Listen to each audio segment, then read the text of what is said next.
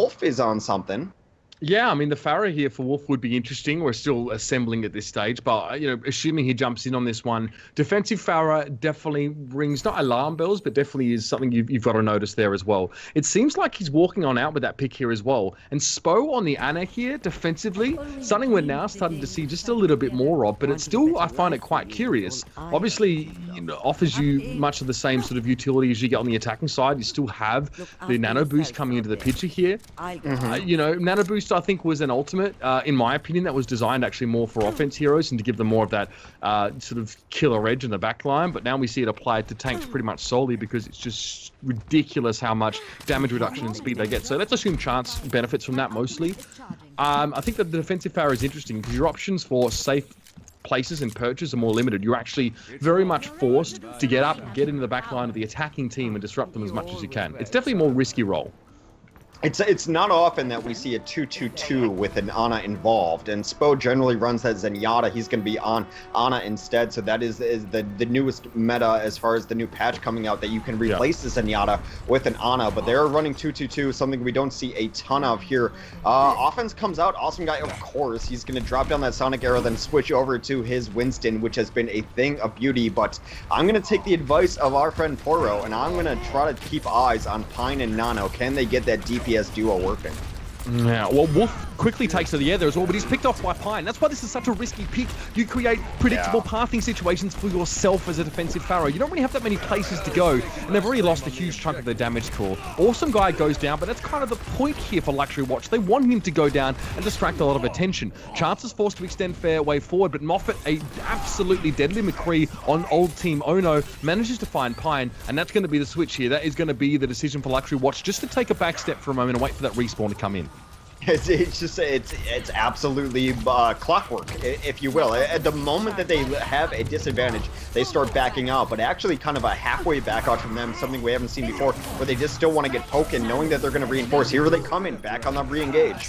Yeah, it's going to be a Transcendence used by Starkey here as well, and while Wolf is able to get up and do some damage, Moffat finds Beyond. Chance also falls to Pine, so tanks traded out here by both McCrees, but Pine, for right now, not really being bothered. He actually does manage to get taken down here by Wolf's barrage, but it's just the one kill. Starkey responds well. Wolf, though, back on his feet. Finds Starkey as soon as he gets res. Now the Graviton Surge coming in. An Awesome Guy and Arcane are caught in the midst of that one. Wolf actually making good on his promise to do work as Pharah here. The res, though, definitely helping him, giving him a second chance.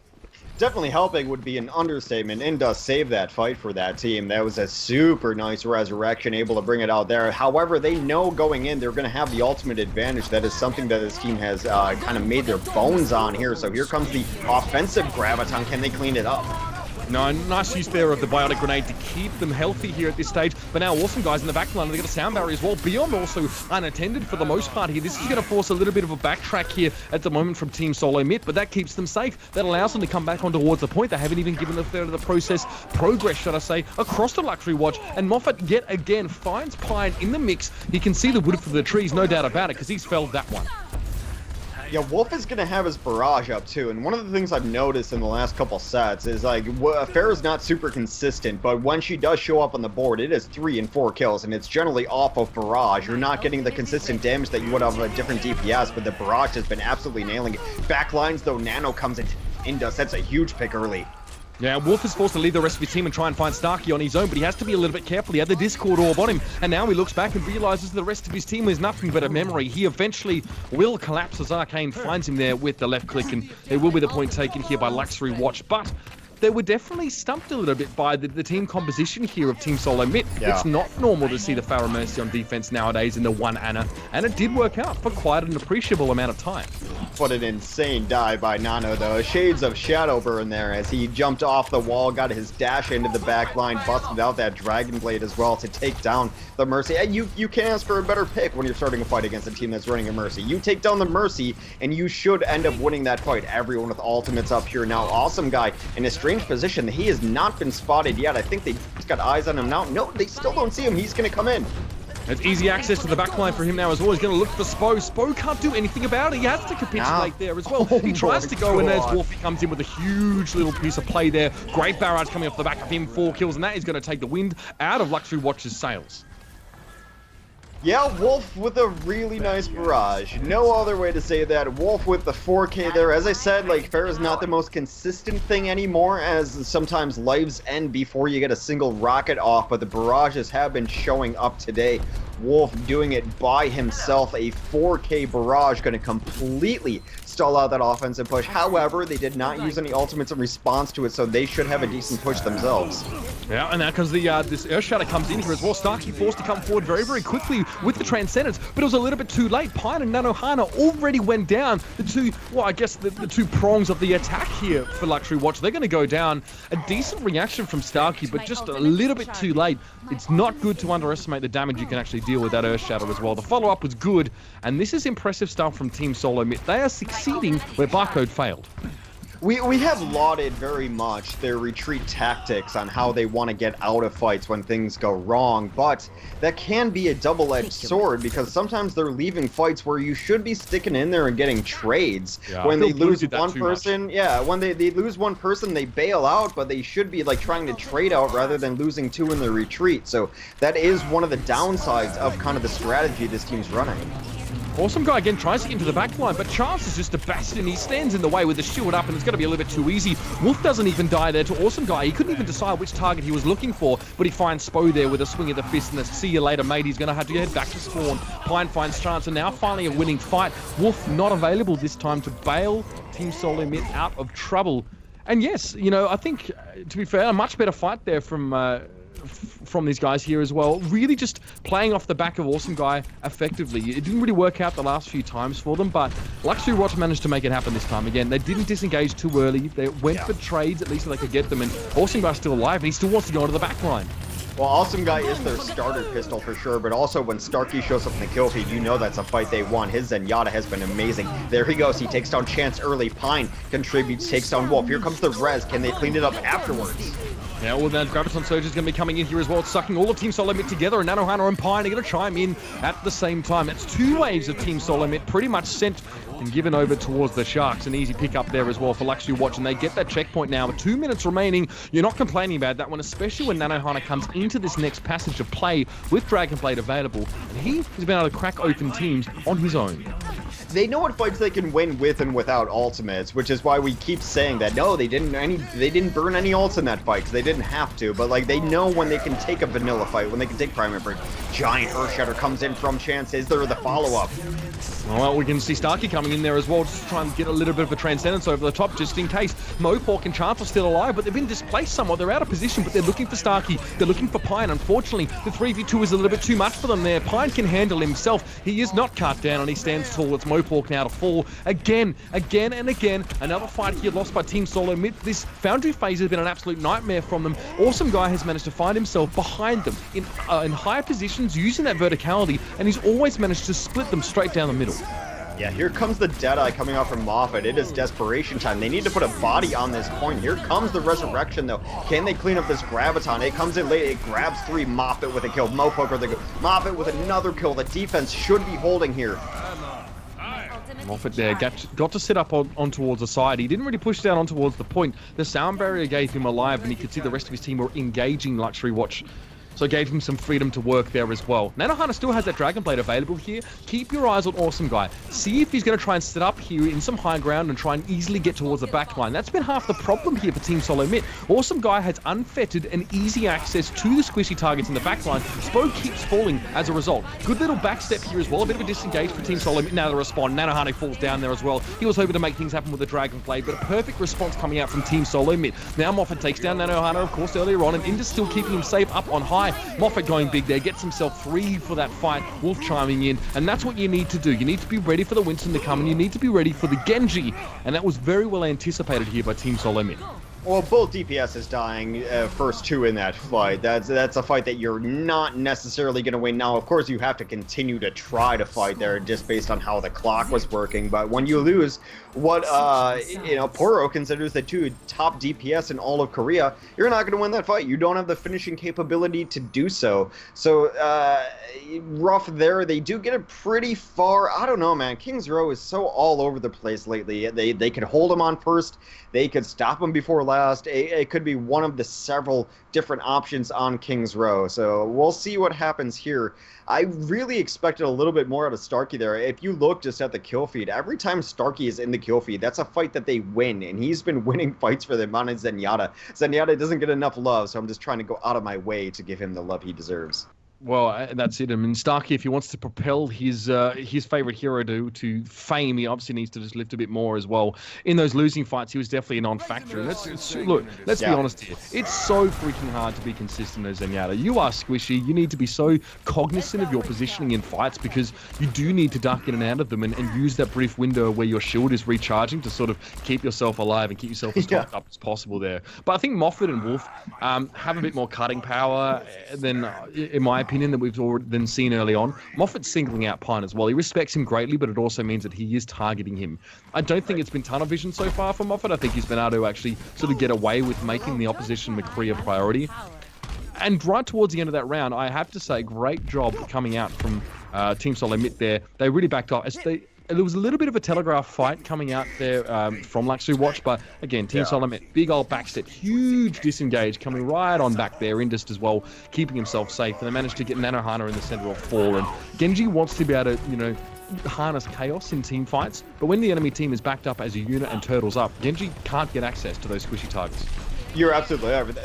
That super last hold was super nice. The fact that they did not rush the cart, they were just trying to get their Deadeye. We'll see what Wolf can do here as he tries to aggress on his Pharah. And now Pharah is something that teams, I actually like that they're continuing to run it despite some early problems that the teams have had on Pharah. As the Pharah goes on, she's gotten better and better. So it's just kind of getting back into practice here as Chance takes down Awesome Guy. That's a really nice fight for them.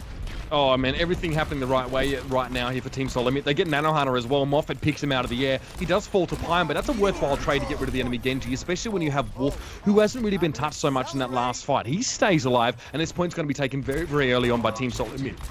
I would say, though, GosuGamers have a chance to break back in and try and fight this one out, but it has to be very cleanly executed here. Beyond gets the charge in on towards Mohawk. That's the start you want. Chance misses his. Not ideal, but Nanohana falls a second time. Pine, though, again finds Moffat. Now he's turning up the heat in this McCree battle, and he gets on towards Wolf as well. Great little defensive retake coming out here for GosuGamers, and we might just need to see this one be completely started from the drawing board. Wolf over the top there as well. You can see the Transcendence at the bottom, and he knows a lot of his damage isn't going to stick, so he's patient. He sticks around. He's going to concussive blast himself away back towards his team. He's going to avoid Awesome Guy as well as he tries to get a leap up and connect those Tesla Cannon tendrils, and it will have to be another refight coming in for Team Solo Mitt, but they've made good progress already. Well, that's still a full hold from GosuGamers too, and I just want to give Pine credit that he has taken the Pharah out of the sky with 172nd ping.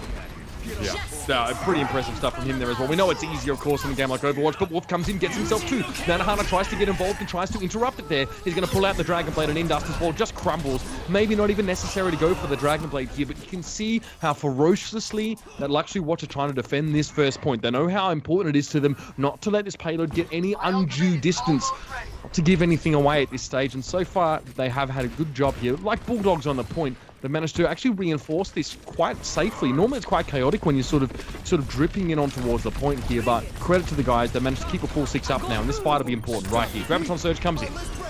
Uncharacteristically, they take down 4. Their positioning has been to play around Graviton. Wolf cleanup takes down 3. There goes Chance as well. This should absolutely be the side of TSM here. I called them TSM because I couldn't remember exactly what they're called, but come on. That is 4 kills immediately. They just did not have the counterplay. Usually they're pretty split up, and they're playing around Graviton, not in that situation. Yeah, and we saw that Wolf was a little bit slow to actually capitalize on Graviton Surge, but as it expired, the players from GosuGamers were still sort of tied together quite a lot there. He didn't even need to use a barrage, mind you. That was all just direct hits from rockets, and obviously the splash there is pretty forgiving. He managed to get a good amount of kills off the back of that one now. So Starkey, we talked about him a little bit before here, Hex. He's going to have to step up in this next fight with this Transcendence. It's going to have to be on point, because there's not going to be any other ults to accompany it, and Awesome Guy's going very, very deep in this one. Good disengage from TSM. They back off. Moffat finds Nanohana. That's exactly what you do. Give a bit of distance, keep the Genji at arm's length, and pick him off with your medium to long range fighters. Can't ask for much more than that. And now this is the disengage here for GosuGamers. They've got to get out. Yeah, I'm not sure exactly what they were trying to accomplish there in that dive in. At best, you win a fight and you take down 2 and you kind of slow them down a little bit, but it's a weird point in the map to fight. Pine does take down Wolf though, so that's a lot of DPS out of the sky down.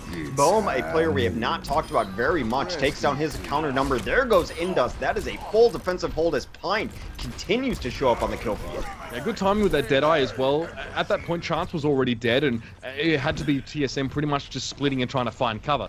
The problem is when you're Mercy, obviously if you use your, Archangel's Descent or whatever you want to call it there, it's kind of slow.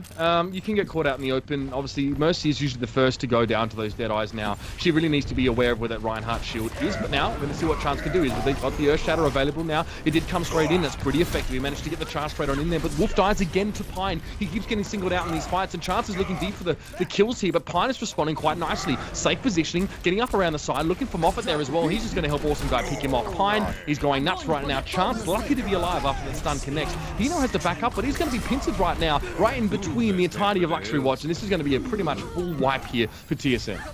Heard it here first that Pine is the best DPS player in Korea, and he is showing it right now. At a certain point, you have to kind of maybe jump off the Pharah. He's not going to, though. He's got Barrage, but as much as I love Pharah, I said this yesterday as well, as much as I love Pharah, I don't think you can still run it against the level of McCree play that you end up facing against in these top-level teams. Exactly right. It's just not going to work out, especially when Pine is... And to be fair, I've seen Wolf take a few fights really close to Pine as well. Yeah, it's bursty, though. It's so bursty. It's so inconsistent. It's so difficult to run the Pharah, even with a Mercy pocket. Like, you're not getting... You can't calculate what you're going to get off your Pharah. Is it going to be 3k or are you going to die immediately? It has been one of the two. Yeah, and Wolf finally gets on towards Pine there with the barrage, but you're right. It's a bit of a dice roll in terms of what the Pharah gets. It's the most variable, I guess, kind of damage you're going to be bringing into a game here. Obviously, first of all, she's not hit scan to start with, and then it depends on, the more fragile you are, the more inconsistent you're bound to be there. A lot more comes down to your decision-making and positioning, which in a chaotic situation generally goes out the window. Beyond now trying to charge forward here, they actually managed to keep this point contested here. Very nicely done, and with 49 seconds on the clock here, a good fight here for Luxury Watch will be big, and that's a massive 3-man Earth Shadow now as well, but still, Biom is cut down before he can capitalize on it. However, Pine, Neohana switching over towards the Pharah here as well, showing off what he can do, of course, on the rocket launching hero, but it's going to be Mopor finding Pine, and now it is going to be a Transcendence over the top of this one here. Neohana managing to stay healthy in that event. He can head up top side again and gets the refresh, of course, on his rocket booster and gets up on high. This is not good at all. 22 seconds left, and it's going to be a fight for Luxury Watch before the checkpoint is reached now. Scant moments remaining for TSM to come back.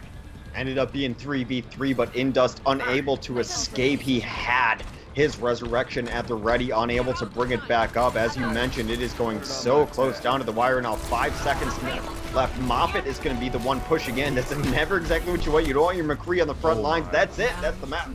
Impressive stuff there as well from Luxury Watch. They hold just outside, and it was all off the back of Biom's charge in there as well. It was 0.7 meters from reaching that final, for that second last checkpoint, should I say, and that would have given that time extension over towards Team Solo Mitt, but it didn't happen. Switching over towards Pharah was interesting there, a bit of a nice touch, but Pine really shutting Wolf down. All the problems, all the nightmares that Pharah mains had prior to her sort of being dumped out of the meta are returning here when you have a competent McCree that knows that he can get up close to you and also kill you at longer range or medium ranges there. Very, very hard to cope with.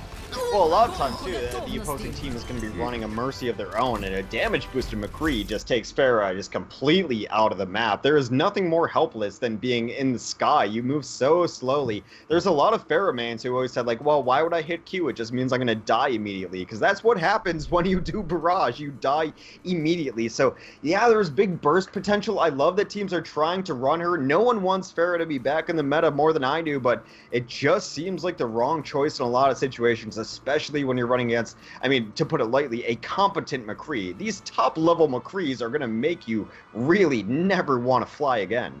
Exactly. And I mean, we had a long period of time where McCree Deadeyes weren't really getting much value. It was very much more for zoning. But now we're starting to remember, perhaps a memory is being jogged at why it was just so darn good. Because if you do have a Mercy Pharah combo, that quite often, by definition, has to forge a path away from their Reinhardt shield or any of that sort of protective infrastructure that a team can give. They're very vulnerable and very easy targets to pick up there with their Deadeye, and extremely high value as well. It's a bit weird because being Pharah or Mercy on your team, you have the biggest bounty on your head, and you also have to put yourself in the most dangerous situations. That's where McCree thrives, and that's why we're seeing that quite often happen here. So, I mean, for Moffat and as well for Pine, their role not only becomes a little bit more crucial, but also a little bit more forgiving as well, and they can gain more value from their ults, and they can actually shine in a lot of situations where we saw McCree in the past being forced to go too deep to try and get kills and put himself in potentially dangerous situations, i.e. up against Traces on King of the Hill maps. Yeah, I remain to believe that Pharah and Mercy as the combination, or at the very least Pharah, is a win-more combination. You can run it really well when you're absolutely ahead. So you can shut down an enemy spawn trying to come out. You can shut down a King of the Hill. But you can't really do it when you're trying to take first. You can't do it on an offense trying to take point because you're running into just a rogues gallery of people who want to take you out of the sky. You're always running into a McCree. You're always running into a 76. You're running into trouble. When you start winning, sure, you can switch to it, but people don't like switching to it either because then it means that you're going to give away all the ultimate charge that you had on your other hero. So it is still a rough meta for the Mercy. In moments she's got her burst and she's got all of that, but I don't know like why you would run a Pharah to try to get the barrage when you could just run a Tracer and get all the value you want out of it anyway. So it still remains difficult. On the defense here coming out, there is no Pharah. Awesome guy for a first time is going to be off the Winston. He is on Zarya. Nana will be playing the defensive Reaper. Bohm on the Reinhardt. Arcane playing Lucio. Pine, of course, on his McCree. And Starkey will play Zenyatta. Yeah, so I get this. I mean, if you're going to bring a Reaper, then you're better off having a Zarya than a Winston. I would have actually liked Winston Genji, though, from Nanohana and Awesome Guy. That would have been really cool to see. But this maybe is a little bit more sensible. And yeah, I mean, we talk about why Reinhardt is so good. It allows your team to get within striking distance without taking too much poke damage. Oh, perfect! Nanohana gets isolated there as well. Well read by Team Solo Mitt, knowing that there'd be a cheeky little Reaper sat around the corner waiting to jump out. Now they have the 6v5 situation. A perfect start. And perhaps Luxury Watch underestimating the preparation being put in here by Team Solo Mitt. Well, I'll call myself out and say that I've underestimated Moffat. Like, he's a good player. I know him as on teams, but he has shown up in kill feeds in a bigger way than he ever has before. Moffat has a couple more kills. Moffat's McCree has been sick. Yeah, stunning stuff there as well. And no Zenyatta coming out from the side of Team Solo Mitt here as well. Spo obviously giving his team great opportunities to choose when they want to have fights, of course. That's why, Lucio will always be viable to a degree there. And Indus coming in now as well. Now, let's see what Nanohana can do, of course. Now, in a position, he has that high ground. And I guess if Luxury Watch have really been straighting this map out, they should definitely give due regard to having control of the top of these buildings. They shouldn't overstate that element. They shouldn't sort of invest all their eggs into having high ground, but they should use it effectively. So it's good to see Nano here on this Pharah, but man, already getting so far pushed away. Now Wolf's going to contest. Deadeye coming out from Moffat here as well. More so just for zoning, but he finds Nanohana. This is the problem with Pharah. It's just been Moffat all day. They did choose to invest in that high ground, which is something that teams don't always do in Hollywood nowadays. It used to be very much high ground. Now teams just say like, I'm going to either push low or high. They choose to go low and take down the opposing Pharah with that Deadeye. Wolf chimes in, takes down Pine, his biggest threat on the ground too. They are rolling hard. A lot of it is off the back of Moffat's play.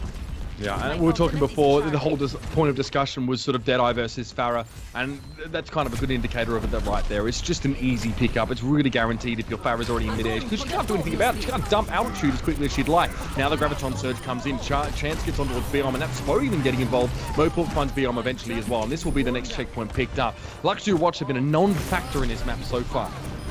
Yeah, it has been completely one-sided. The left side of the kill feed has been all red as Moport chimes and grabs 3 kills of his own. This is kind of baffling as to where did this Luxury Watch team go. They were looking like they were going to contend with everyone, but it has been so one-sided here. Can they find a way to bring it back? They have nearly every ult. Here comes the Graviton. Yeah, but Moffat trailing the deadlight, can't get it off there. Pine is going to help Awesome Guy just get the extra bit of damage across the line, and this is the first glimmer of hope here for Luxury Watch. Now, Nanohano up in the air. We can see Indus and Wolf having to back away. In fact, the entirety of Team Solo Mitt realize and respect the fact that they're missing some crucial parts of their puzzle, and they need to bring them back in when the time is right. About now, it seems as Chance going to be joining them back on the payload. There is an Earth Shatter. There is a barrage available here for Luxury Watch. So realistically, they should be able to put these elements together and make a good team fight of it here. Of course, there it is. Earth Shatter comes down. Beyond was hit first there as well. No Earth Shatter available for Luxury Watch there. And even Wolf goes up, gets the barrage down. He's going to get taken down by Pine, but still gets the important part of the job done. And now we are going to see Team Solo Mitt push towards the point. Nanohana finding a little bit of a laser up his rear end. Not a great thing to sort of wake up to in the morning. Sure about it. And now we're going to get over the line in just a second. Speed Yada not going to be good enough. And that is a huge statement being made by Team Solo Mitt. They may have been taken by surprise earlier on, Hex, but not this time. It was one of the questions that I had about this luxury team. Are you going to just default to retreating more often than not? And they said it seemed like they were retreating there when they had to fight. They absolutely had to fight. That was last point. They had to be on the point. And there were still people rotating back towards spawn. So I think it's kind of a habit that you end up building as a team that's like, well, we're out of this fight, we're out. But that can be a bad habit to build. So it looked like they were retreating when you can't retreat right there. You have to fight. It looked like, and correct me if I'm wrong, they didn't choose a fight that entire map. No, and I think Beyond actually wanted to there. There was at one point in that last stage where he and Nanohana actually had the combo ready. I think Beyond was actually flashed by Moffat though, and it was just really nice. Your standard, flash and get your Reinhardt to lay down the Earth Shatter there as well. So Beyond wasn't ready for that one, and that's fair enough. It's kind of uncounterable really. If your team has good timing and you hit the flash and can Earth Shatter the Reinhardt down off the back of it, you're just going to get smashed. So the one good timing window really for Luxury Watch there was completely just stomped over by Team Solo Mitt. So yeah, I mean, 4 minutes 34 left in the time bank here as well. That's immense. If you have more time left in your bank than your starting time for the first point, that is massive. Yeah, totally. We'll see what they want to bust out here on both offense and defense. Awesome Guy for the moment is on Hanzo. Do not be fooled. That is only for the Sonic Arrow. He'll be switching on to a tank after that comes out. An interesting switch last second, though, as Bohm is on the Roadhog. That would be a new hero that we have not seen out of him. Offensively, otherwise, looks pretty similar. Nothing really wonky on the defense either. So pretty standard. We'll see what Awesome Guy ends up switching to. I imagine it's going to be Winston. Yeah, it better be. And I saw like Single Tank Roadhog and Single Tank Zaya, and I'm thinking, all right, boys, like maybe this is not ideal, but this is fine. I mean, Awesome Guy or Nanohana should get a shield and then go into the back line. A bit more divey this comp. Pine is going to be a little bit safer early on, I guess, with some positioning towards the back, but he really needs to connect the shots now. Chance and Moport pushing out fairly deep early. They spot the Winston out there as well. Probably not really surprised at all, but they have a Reaper, of course. Wolf playing that one. Gets bursted down really quickly very early, but is able to back away with Wraith Wolf now. And there goes Awesome Guy into the back line. He's already got discorded, though. He dies instantly. Spo, great target selection, picks him off. And then Moffin finds Biom as well. This had better be a complete and utter retreat here from Luxury Watch. They lost their key pieces right at the start of the fight. When you see compositions like that in both the offense or defense, the first kill you're going to see is either going to be a Winston or a Zenyatta. It's going to be one of the two. It's going to be the offensive Winston killing the Zenyatta or the Zenyatta killing the diving Winston.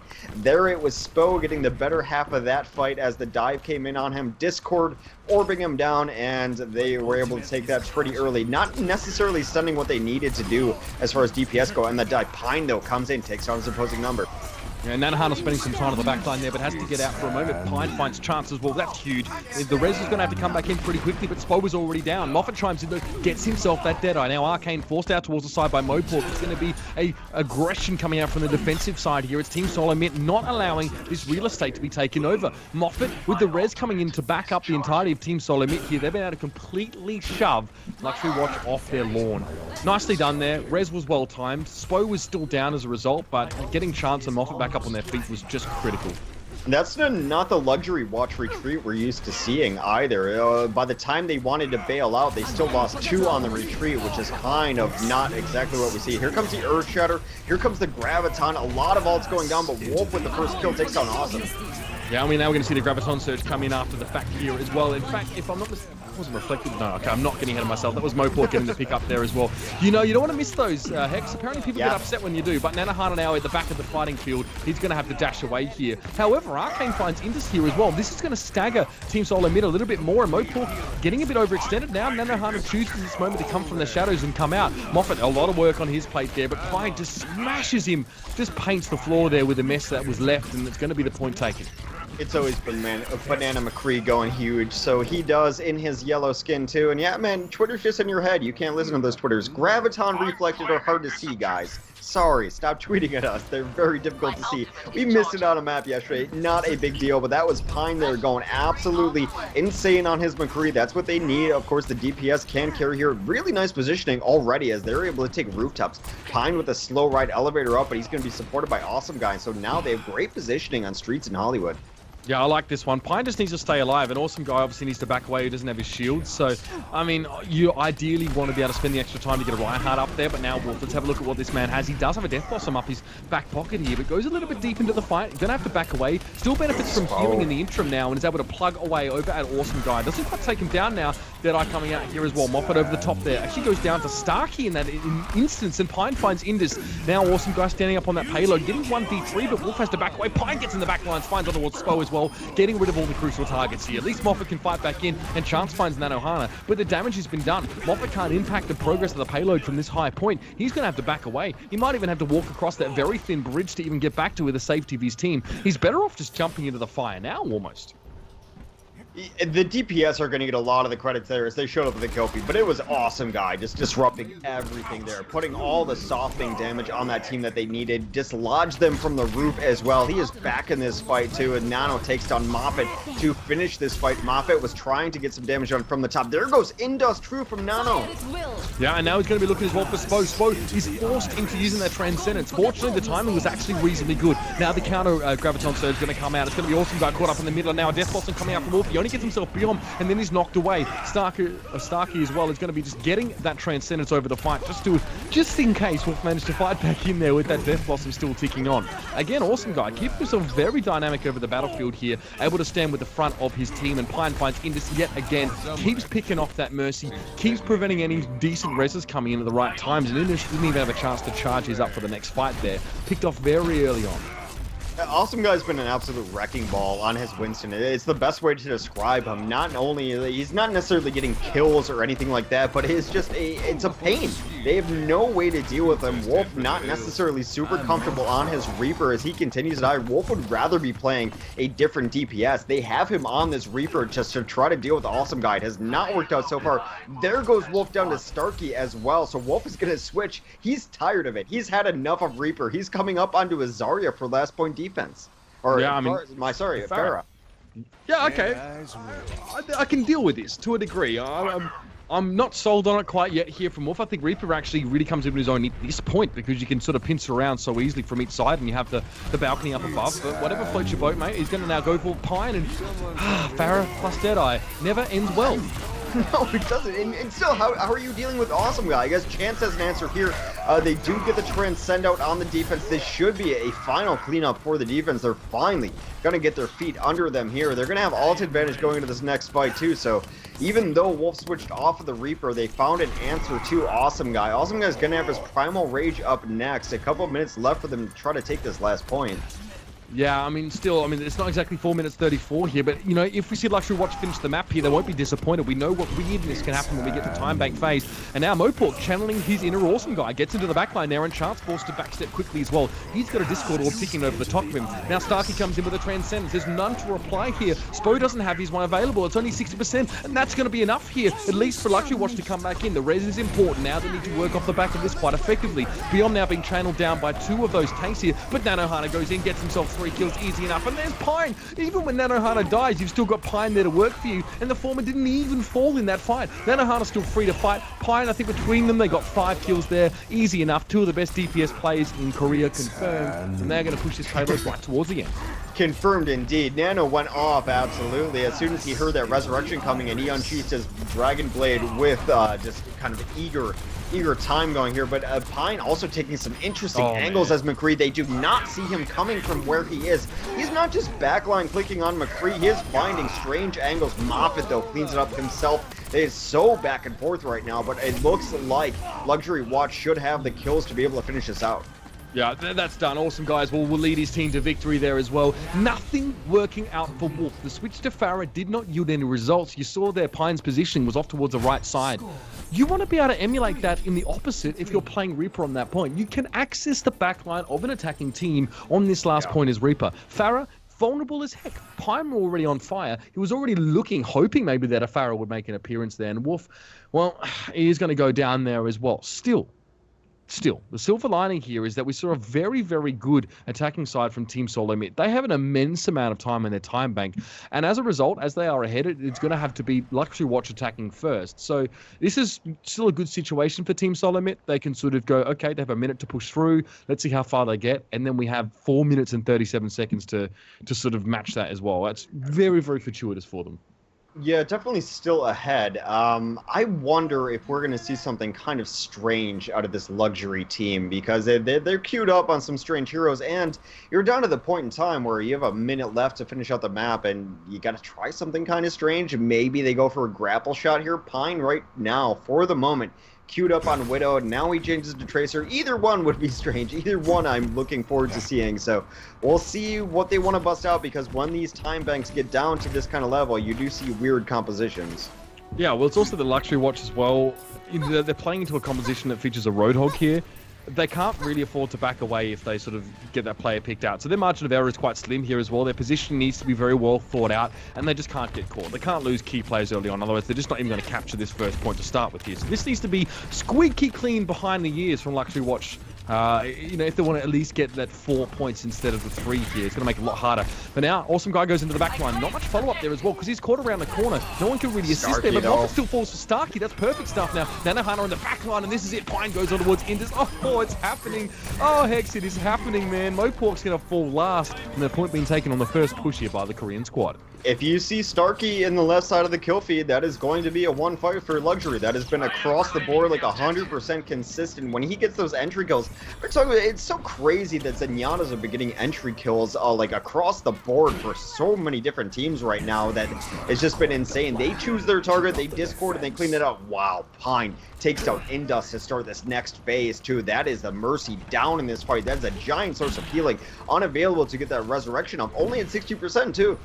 Yeah, and this is a team that we've seen that is quite prudent when they know when to back away, but now, when they don't have the choice, they actually manage to make good on this aggression. It's calculated aggression. It's going to work now. We are into overtime, but Nanohana finds Wolf pretty early on there. Moffat tries to channel a Deadeye at point-blank range, and it works out. But now Pine takes down Chance. Moffat's forced to respond and forced to give some ground. Moffat, what a huge effort as he backs away, gets Starkey as well, but that payload's not being stopped. That's the problem here. So much ground is being gained right now. And with Awesome Guy getting on towards Spo as well, this could be happening. I'm not going to say they're going to get to this next checkpoint, but it's looking pretty good right now. I think they already have to be very happy with what they a minute here, and they're rolling over on overtime. It's really nice that they're pushing people super far ahead. They're just letting Arcane push the cart and let everyone else just kind of pressure people out. But here comes the next giant fight. Here comes Chance charging in. Pine takes down Wolf. All right, finally Moffat chiming in there quite nicely. The rest is going to have to come in here for Team Solo. They can't afford to lose any more ground. Earthshatter comes in as Arcane and Beyond knocked towards the ground, but Arcane stays alive because Starkey's there with the Transcendence. And now the Graviton Surge comes in. Surely this can't be happening. Beyond takes down Spo. Moffat gets nothing for his Deadeye, getting no kills here at all. Completely shut out. He's going to try to defend his payload on his own, and he can't do it. He backs away, and another point comes up here. I can't yell. I really wish I could. My neighbors are going to kill me, but 5-3. Insane, inhuman work coming out here from Luxury Watch. I cannot believe how far they've gotten with literally 1 freaking minute on the clock. How did Moffat not get anything off that Deadeye? That was insane. You think like he might give his life for it, but at least get 1 or 2. He's been the only person getting kills on the side of that defense too. They have to keep a body on the cart. If they leave the cart, that is it. That is over. And they have kept a body on the cart every single time. This push in this time bank system is just absolutely insane. They've made a mountain out of a molehill in the best way possible. Moffat finds Pine to start off the fight here, and you'd hope that would work, but Chance has already fallen. They've lost the main tank. Mopork's forced to get the heck out of dodge. He had a Discord orb on him. He falls down as well. Starkey finds him. Stop! No more. This is enough from Luxury Watch. They've already done more than they need to do, and they're just going to take the rest of it. Give them an inch, and they take a country mile. They're heading towards the end of the map with 1 minute to go. I literally am struggling to process this right now. Chance needs to get back on towards his point of stopper, but awesome guys go, no. Okay, thank you. All right, at least we get the Winston going on. Mopork hits towards the point now. Transcendence comes out, but this is pure desperation coming out here for Team Solo Mid. Another Graviton Surge comes out. Oh, the pulse of the hold me. I can't. I feel like this is like how I'm playing in a pub game. Like, does anyone else feel like playing right now? I feel like I'm doing everything. Like, if I mop it, that's what I'm saying in chat. Does anyone else feel like playing today? Does anyone else actually want to plug in their mouse today? Because Moffat had about 6 kills on that defense. No one else at all. What was that? If anyone has any experience in trauma counseling, I'd love to get some right now in Twitch chat. That was just ridiculous. And that's okay. All right. So seriously, now let's stop crying and sort of sobbing on, and bowing down to these guys. That was really incredible stuff. The first push was really well executed. Now I thought that Awesome Guy would sort of fall first there, given that he jumped into a position where he broke line of sight from the rest of his teammates, and they wouldn't have been able to follow up there. But somehow Starkey was already off towards the side and helped him get that first kill. And then, Moffat completely nullified. We saw those Zaya ults come up there as well, and when they did, Biom just nailed them. He was getting, 3-4-man Graviton Surges whenever they needed them. Incredible stuff. Once these guys get going, they are not stopping. For their inception here into the GosuGamers Weeklies, I think they've just gone above and beyond expectations. As I've settled down, and now I'm looking at the clock, they do have 4.5 minutes to finish out this map. That's a legitimate thing. If they can finish it in 4.5 minutes, which is a super fast time for Hollywood. You think 5 is a fast time, 4.5, an insanely fast time, but we've seen how overtime works. So they have a chance here. They need to get over, like, whatever just happened there, because really there's only one person who showed up to play on their team. So we'll see if their offense can turn it around. They do have some times to recollect here. We'll see if the offense can push it in, but my God, what was that? Don't know. I'm still trying to uncurl from the fetal position right now there, but Awesome Guy looks for a hook. On towards Chance. The shield was up though as well, and now Biom. Look at this Chance getting very aggressive into the face here. I mean, we are going to have to see a pretty blistering time set. And oh, that hook is stupid. Awesome Guy manages to pull Wolf out of the air there as well. Farah goes down early on. The res force very early in the fight now. Junkrat traps on the ground. Nanohana. We didn't really talk about this playing the Junkrat in this case. Riptide comes in. He gets himself Mopork. That's called a value ultimate, ladies and gentlemen, if I've ever seen one. And now we see very few players sort of remaining on this point. Moffat's just going to get bursted down. The fact that he got left until last and still didn't get anything for it says a lot. Great hold here, and now you are sweating buckets if your Team Solo Mitt. Really nice value res as they noticed that Indus had gone down, so Arcane's like, well, that's fine, I'll just burn mine, here we go, and he already has the ultimate advantage on his resurrection as well, keeps his team fully healthy. Ultimate advantage totally in the defense's hands here. A nice flanking Earth Shatter from Balm. Pine cleans it up, there goes down Mopork. What? Mopork, Pine is sitting way back, such defensive position there. Mopork doesn't even get to peek his head through the arch and say g'day. He just gets completely massacred the moment he even approaches, and now you'll notice that we've got the Junkrat setting up. This is a perfect situation here for Nanohana. He's in a position where he can put his infrastructure together, he can get safely, and Chance is going to get wrecked. His shield is not going to last long if Nanohana is allowed to wear this one down. Moffat just trying to zone here with this Deadeye at the moment, but Nanohana finds Spo. Awesome Guy hooks Moffat in, Wolf goes down. This is falling apart. 6v3, that's over. Moffat is going to try to do his best. Takes down a tire. That is the biggest notion they've had in the kill feed thus far. They are still pushing in. This is exactly the opposite of how our Korean team plays. Had the Korean team lost 3, they'd be out. They would be done with this fight immediately. Chance continues to fight as the reinforcements come in. Chance, Spo, Mopork trying to get stuff done. There goes Chance. Is Wolf going to be able to bring this back with his ultimate? He does get 2. Here comes the resurrection though from the defense. They look to swing it back. Piece the heck out. Got hooked straight in there as well by Awesome Guy. Gets onto his Indus as well. The Roadhog pick coming in massive for Awesome Guy. We've lorded up his Winston, but his Roadhog is finding the most crucial targets. He's not just hooking in anyone. He gets the McCree and then the Mercy straight after. Are you kidding me? All right, well, they are kidding you because here comes the offensive Ana with 2 minutes left in the game. It is time for Ana to get an ultimate. That's how quickly it charges. So that is what they're banking on here. I imagine Spo's just going to be trying to get his spam on. There's going to be tanks intentionally taking damage so that Spo can get that ult charged up and give it to Chance and just hope to Rhine their way through this. But 2 go down. Awesome guy and Nanohana working for the right side here. They flank around. Awesome guy hooks Spo in straight away. Moffat falls down.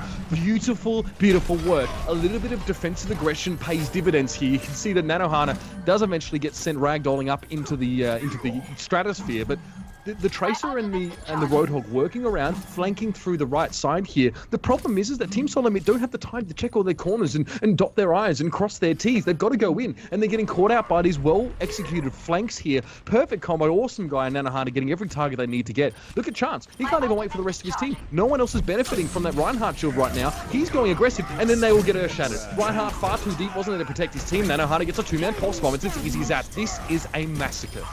Yeah, Chance going really hard there. Takes down Arcane though, but he had to solo ult him to do so, and the cleanup from the defense is absolutely there. They do get grouped hugged towards the end, but no follow-up from it. Wolf alive on the point, takes down 2 though. He takes down Awesome Guy and Starkey, who've been big names on this team, so that is kind of a trade back and forth. Only 36 seconds left though to capture this point. They have to do it in the next push, otherwise they don't get time extended, don't get an option in the streets. I'm sorry, I don't want to be nasty to Chance, but he got his team pretty heavily wiped there as well. He pushed on in his own inside the building, left 3 of them shieldless for an Earth Shatter to come through. It's hard to play as a Reinhardt, it's hard to do it right, but that's not correct really at all. Now he gets nano boosted though, Spo finally gets that ult off. Awesome guy gets completely mobbed there inside, and Chance goes for another little charge in, but it expires. He gets taken down eventually, Wolf comes in, that's a big death box, and that's what he needs to do, but the res comes in as well. We see Luxury Watch still able to keep on their feet, they keep fighting. Moffat finds Nanohana though, he is not going to be able to benefit from that res, and the Earth Shatter comes in. This puts us straight into overtime. So now we're going to see the shoe on the other foot, so to speak. Pine finds Spo. Pine, surely not. Calm down. Wolf finds him. And now it's going to be overtime here the whole way through for Team Solo Mitt. Well, this is about as clutch can be. They have to come through here and stay on the cart the entire time. That payload must keep moving. It is nicely and graffitied up though, so at least they have their artwork going on for it, but can't leave the cart at all, can't lose a fight at all, have to get to the end of this map. Oh my god. I'm waking my neighbors. I don't even give it. I don't give a damn. This is too nuts now. Overtime all the way through, as you said. Awesome guy, Nanohana are up on top side, so they have the ability just to pick someone out of the mob here and just pretty much, yep, Mopork, well, see you later. He's going to take a fair bit of damage there. Lucky to survive with the Discord, and Nanohana makes sure that he is well and truly 6 feet under. It's a nail into the coffin. There are many more to come here as well for Team Solo Mitt. They are done, Zoe. It's going to be an Earth Shatter that's completely shielded out by Beon. He had his shield up in a split second to stop Chance from landing that one down. There it is. I want to yell. I can't yell. So imagine me yelling this right now. It's going to be Luxury Watch take it 2-0 here in a huge upset on Hollywood. It's going to be Luxury Watch taking it 2-0 in the upset in Hollywood. Did I do that okay? I don't have neighbors. I don't give a shit. Yeah. So yeah, they absolutely take it down there. This is a team that we kind of expected to go through. There were some moments of brilliance out of this kind of pickup squad that we're looking at from TSM. But it's not big enough. I feel like a lot of the team coordination, a lot of the team play just wasn't really there. When they were getting good plays, it wasn't a coordinated good play. You would get a nice play out of Moffat, a nice play out of Wolf, but they were never really in coordination with each other. They're not really working together. So that's just time that they have not spent with each other working on the team. So this Korean team, the dream is real. They're going through, they look really good, and Starkey shows up, gets a card at the end, and we talked about a lot of the other players on this team. I always love to give Zen some love, and he's been just nailing these entry kills. Somehow, the Zen is finding out who he wants to kill, a Discord, and a kill immediately, and it's already 6v5 when they start fighting. Yeah, ridiculous. Like that first fight where sort of that snowbally time bank occurrence happened there as well. He was right there with Awesome Guy. And then Awesome Guy switches over towards Roadhog. I think he's one of the best off-tank players I've seen, and that says a lot. Now, we saw MVP Space, the sort of first Korean team to dip their water into the GosuGamers weeklies, and they were okay. Not great. Yeah, not that impressive. Yeah. This is stupid. This is now ridiculous. I, for one, welcome our new Korean overlords personally, but they've completely come out of nowhere here. They've taken the upper bracket. Well, they're going to be taking their way towards the upper bracket final here. I'm very curious to see if anyone can stop them, because this is not only a team that has the fundamentals nailed down. This is a team that rises to a challenge, a very almost insurmountable challenge here to finish in 1 minute the entire map and then defend for 4.5 minutes. You can't make this stuff up. You can't write this stuff. This is just how it happens here at the GosuGamers NA Weekly. And I'm still just completely stunned to see what I've just seen. It's a bit serendipitous because today, before we started the cast, I was catching up on my GSL to watch my casting gods in Tasteless and Artosis. And a lot of times they would get to a point in a fight where they say, I have no words. That's stupid. It's genius. It's brilliant. It's superlative, superlative, superlative. That's exactly how I feel after watching this team. Like, I don't have the words for it. Apparently, English is not the language to be able to describe how the Koreans are playing, because I feel like Artosis and Tasteless is just trying, like, it's just brilliant. It's just genius. It's just at a different level, and how they played there was insane. They still do have a couple teams in front of them that are going to be holding the North American banner. Splice still in the way. Tempo has moved on in the lower bracket as well. They beat Barcode 1-0. They're going to be facing off on the other Korean team as Luxury Watch Blue looks to face down on Tempo momentarily as well. So as good as this is, let's not get too hyped just yet. Solo Mid is a good team, a lot of very good players, and I know that I'm going to have to deal with them in the Overwatch Discord later, but just not exactly the coordination that you're looking for as well. And that Luxury Watch team, you can't say enough about them. You really can't. I'm out of words for them. Yeah, and the thing, we may have public enemy number one towards the time bank system here in the form of Team Solo Mitt, but there are a few players, I see Too Easy posting here in Pro Talk thinking that, there's still a lot of strength left in NA, and I think that Luxury Watch haven't made it through. So I don't know if that's an insult to either them or Team Solo Mitt, but either way, we're still yet to see Luxury Watch fully push towards their very limits here as well. So nutty stuff here as well. We are going to go to a break though, guys, as well. So just hang in there. When we return as well, we've got upper bracket finals to go. We've got lower bracket resolutions, and of course the grand finals still on the way. So stay tuned, and we'll see you when we return.